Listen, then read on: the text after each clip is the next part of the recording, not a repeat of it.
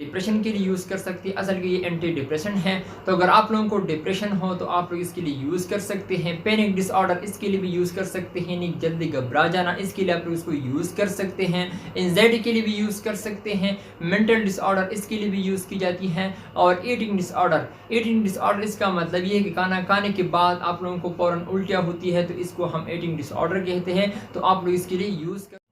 अस्सलामुअलैकुम दोस्तों, क्या हाल है? उम्मीद है कि आप लोग सब खैरियत से होंगे। गाइस, आज हम रिव्यू करेंगे उंडर 20 mg टैबलेट के बारे में कि उंडर 20 mg टैबलेट आप लोग कौन सी बीमारी के लिए यूज़ कर सकते हैं, इसका बेनिफिट्स क्या है, इसका साइड इफेक्ट क्या है और इसका काउंटर इंडिकेशन क्या है। इसके बारे में आप लोगों के साथ फुल डिटेल शेयर करूँगा। वीडियो आखिर तक देखिए, लास्ट तक देखिए, वीडियो बिल्कुल स्किप नहीं करना। सो गाइस, चलते हैं वीडियो की तरफ। ये आप लोग देख सकते हैं स्क्रीन पर, ये उंडर 20 mg टैबलेट है और इसका कंपोजिशन यानी फार्मूला है फ्लोक्सिटिन 20 mg और ये स्टैंड फार्मा की है। और इसकी प्राइस के हवाले से अगर हम बात की जाए तो इसका प्राइस पाकिस्तानी PKR प्राइस है 180 रुपये। अगर हम इसके यूजेस के हवाले से बात करें तो ये आप लोग डिप्रेशन के लिए यूज़ कर सकते हैं। ये असल की एंटी डिप्रेशन है, तो आप लोगों को डिप्रेशन हो तो आप लोग इसके लिए इस्तेमाल कर सकते हैं। पैनिक डिसऑर्डर इसके लिए भी आप लोग इसको यूज़ कर सकते हैं, यानी जल्दी घबरा जाना, यानी आप लोगों को जल्दी घबराहट होती है तो आप लोग इसके लिए यूज़ कर सकते हैं। इसको हम पैनिक डिसऑर्डर कहते हैं।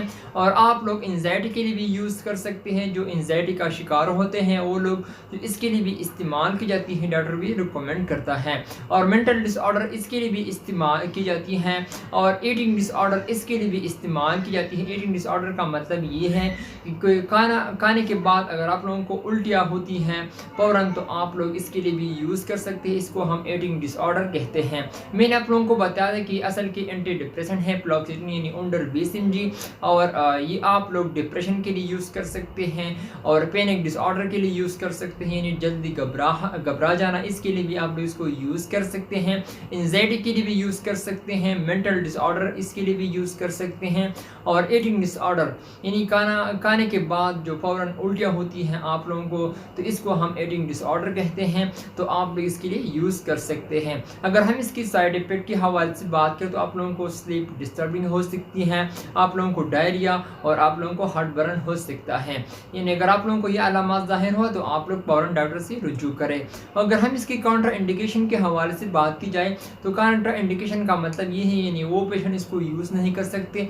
प्रेगनेंसी के दौरान आप लोग इसको यूज़ नहीं कर सकते। प्रेगनेंसी में ये बिल्कुल सेफ नहीं है। अगर आप लोगों को जब भी इसको यूज़ करना हो तो आप लोग डॉक्टर से ज़रूर मशवरा करें ताकि आप लोगों को बाद में कोई मसला ना हो। और तो अगर हम इसकी तरीक़ा इस्तेमाल के हवाले से बात करें तो तरीक़ा इस्तेमाल आप लोग इसको एक गोली सुबह नाश्ते के बाद आप लोग इसको यूज़ कर सकते हैं। एक गोली सुबह और एक शाम को भी आप लोग इसको यूज़ कर सकते हैं। लेकिन इसका सही तरीक़ा इस्तेमाल ये है कि आप लोग एक गोली रोज़ाना ओडी इस्तेमाल करें, वो भी आप लोग सुबह नाश्ते के बाद आप लोग इसको इस्तेमाल करें, तो ये बहुत ही ज़बरदस्त होगा। तो गाइज़, ये था आज का मेरा वीडियो। आप लोगों को पसंद आई उम्मीद करता हूँ। अगर आप लोगों को वीडियो पसंद आई तो वीडियो को लाइक भी करें, कमेंट्स भी करें। इंशाल्लाह नेक्स्ट वीडियो में फिर हाजिर होंगे। आप लोग जहाँ भी रहे खुश रहे। So thank you for watching.